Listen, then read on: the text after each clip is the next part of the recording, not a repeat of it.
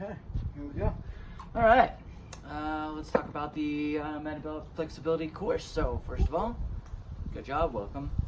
Welcome. Here we go. Let's do this. Yep, so you've probably already hopefully read over the manual and the pages inside there, which basically builds the template of how you want to structure your days over the next several weeks.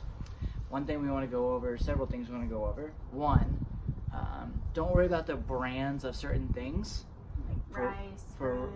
For right now. And usually speaking, when we're talking about eating health or variation,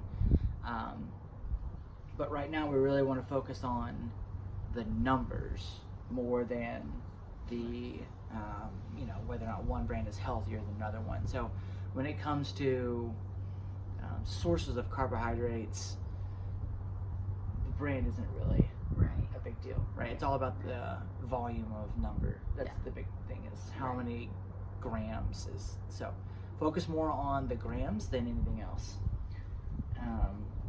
When you're looking at like pre-workout, post-workout, different types of like sweet potato, white potato, or tortilla versus like a multi-grain, generally speaking, the time after a session, you want the white version of something, the white tortilla, the white potato, the white rice, the more simple, basic.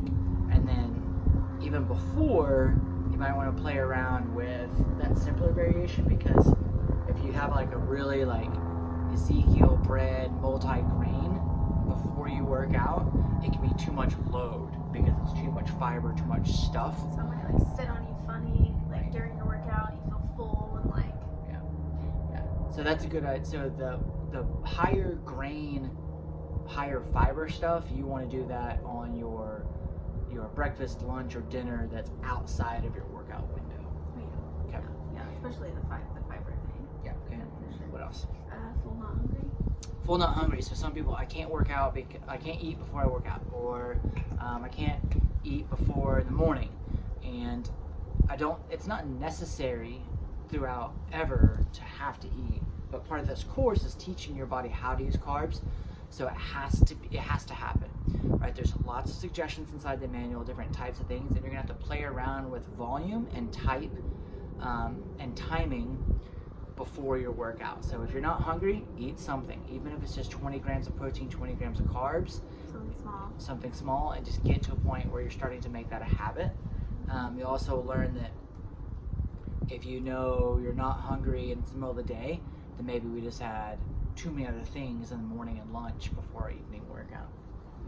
Yeah. And if you're not hungry afterwards, again, that's gonna have to be a thing. You're gonna have to find something that you can consume and just deal with it, and your body will start to learn how to use those. So before and after exercise, carbohydrate intake is absolutely imperative for this to work right.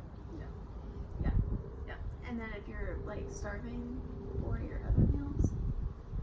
If you're starving for your other meals, like on your no carb days, Just, focus on lots of vegetables, lots of protein, cook with fat, and help with those hunger on the zero carb days. Yeah, even just like adding volume, like broccoli slaw or anything to like your salad mixes is easy and good, but you might just be hungry. Yeah. And That's okay. It's okay. what happens. Yeah. More veggies. Multiple ways to measure progress. Multiple ways to measure progress. Inside the email, we sent a video about taking progress pictures. You can also use the scale, and you can also use tape measure. You can also use a log of how my energy is. That all comes back to your goal. So what is your goal of the 5 weeks?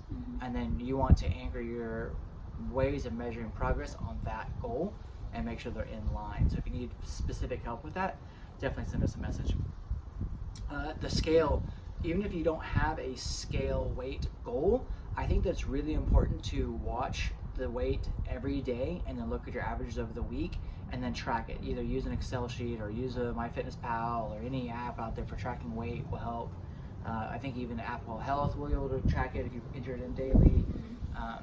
But the reason is because on the low, medium, and high carb days, you're gonna have these big fluctuations in your weight day to day to day, and it's super important to look at each week and look at the trends. And you can even note, like on a calendar, you can print out like a 5-week calendar or a note in your phone, high carb day, low carb day, weight, and you can look back over the week and go, well, that's why my weight was high and low, depending if I was low or high carb, exercise, no exercise. Neither one of them are good or bad, but it's a good way to learn how your body fluctuates, with different types and volumes of carbohydrates, so that we don't get so emotionally attached to high and low numbers. We can think more objectively. Yeah, 100%. Send questions at any time.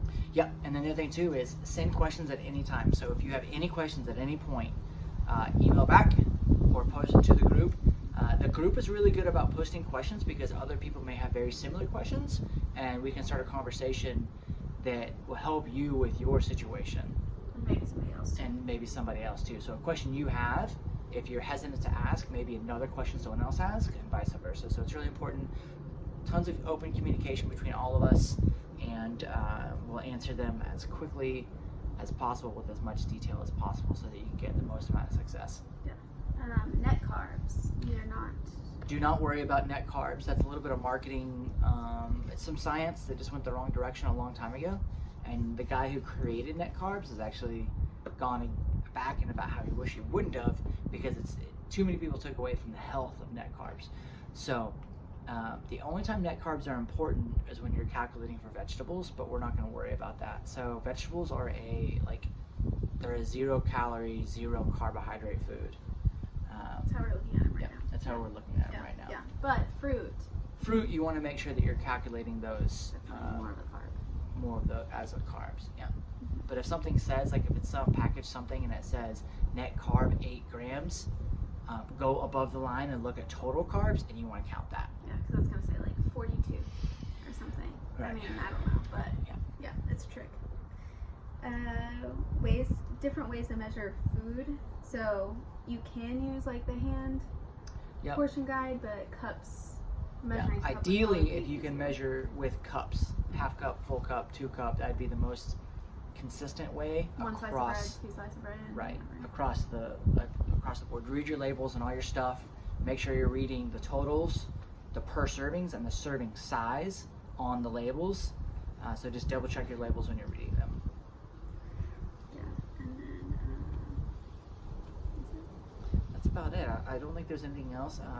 If you have questions about the template, if you have questions about what is a medium or hard or easy day. Easy day is walking, mobility, yoga, unless it's like a hot yoga. Basically, anytime you don't really sweat. Off day is the same 0 when you have nothing. Medium would be if you do like 20 minutes of intervals or hit something, which we don't really do a lot of that. right. Our conditioning classes, though. Conditioning classes, like a half hour of cardio, that would be like a medium day.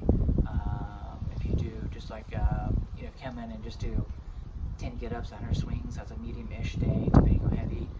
And then anything over 45 minutes to an hour, where you break a sweat, that's going to be a medium. And then anything that's a high would be 60 minutes, weightlifting, cardio, like high intensity, lots of stuff, past an hour would be high. If you have muscle gain goals, you're going to want to treat your high days super high, but still carb cycle and still do the flexibility. So if you do nothing, you're on an off. But if you have a day and you're trying to gain weight, you want to backload after workout as many carbs as possible. There's an asterisk on the templates for the mornings, evenings, afternoons. If you go to a 9 a.m. session and your 8 a.m. is your breakfast and is your pre-workout, that's one thing. You don't have to have 2 meals. Same thing with dinner.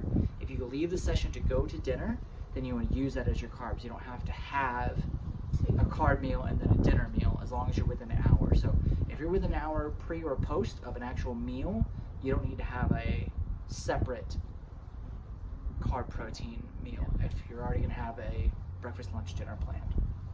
Yeah. That's about it. Again, any questions at any time, let us know. Send us a message, post it in the group.